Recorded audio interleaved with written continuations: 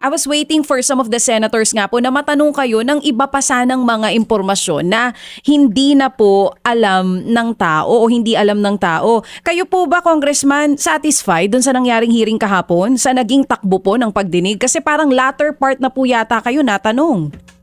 Opo, unang-una po, mabuti na nandun si Secretary Manny Bonoan dahil kinumpirma niya na yung ipinakita nating budget per district summary sa Facebook ay familiar sa kanya at si current Undersecretary Bernabe ay nagkonfirma na galing sa DPWH ang file na yon. So at least yung summary na nagsa-circulate sa internet ay na-confirm as authentic.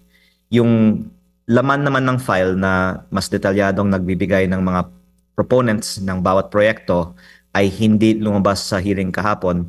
Nagtanong ang iba't ibang mga senador, ang sagot po ng DPWH, ibinigay po nila sa ombudsman na sa tulong ng NBI ay gumagawa ng forensic analysis at ito po nakalagay dito sa tanong ni Senator Aquino, do we have the commitment that they will be further investigated at matitignan talaga siya? Ang sabi naman po ng Prosecutor General, it's with the ombudsman who's doing the forensic analysis. Tapos sabi po ni Senator Marcoleta, bakit pa tayo magpa-forensic? Meron naman rules on electronic evidence at pwede namang ilabas na. Kaya parang naghihintay lang po tayo para sa official copy mula sa gumagawa ng forensic analysis. Pero wala naman po nagsabi na bawal ilabas yung unofficial copy. Kaya kung maaari po, baka pwede nang ilabas na rin yung unofficial copy. Oo. So paano po ba yung Congressman kung iintindihin namin yung sinabi nyo? Pakiramdam ninyo meron sanang mga issue na na-bring up kahapon doon sa hearing pero parang iniwasan? Ganun po ba yon? Well, there's a process for the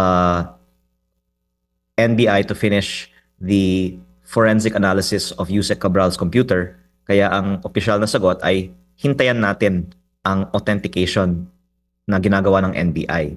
Pero sa pananaw ko, pwedeng talakayin ang laman ng files ayon sa hindi pa authenticated na kopya. Basta sabihin natin na hindi pa ito na-authenticate pero hindi po doon sa hearing dahil yung hearing po ay official na venue.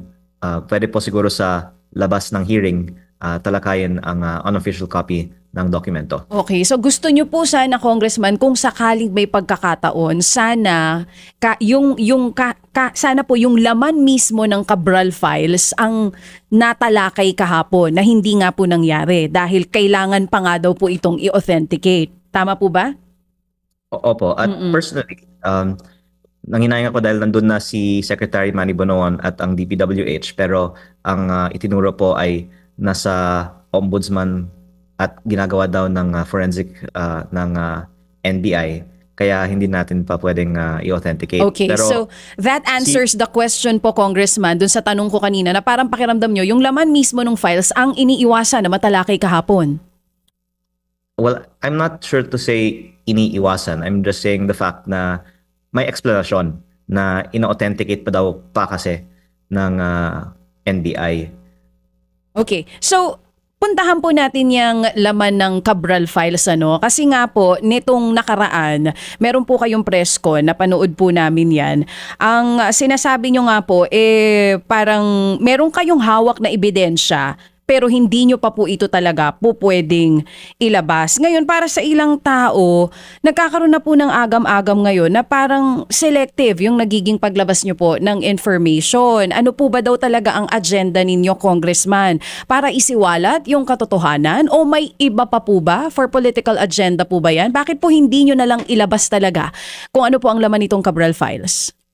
Gustong-gusto ko pong ilabas siya at hinintayan ko ang opisyal na pahayag ng DPWH na narinig na natin ay naghihintay tayo sa authentication at ngayon na narinig natin yan, sa tingin ko kung wala pong magsasabi na huwag ilabas yung unofficial copy, ilabas na natin din na siguro yung unofficial copy ng at least yung portions na useful sa public na files. At dagdag ko din po na may iba pa naman mga files na nabanggit din ako sa isang nakaraang hearing but yung point about the Cabral files is unless anyone says that it should not be released unofficially, then after your show po, baka pwede na natin nang i-release unofficially ang karagdagang impormasyon mula sa files.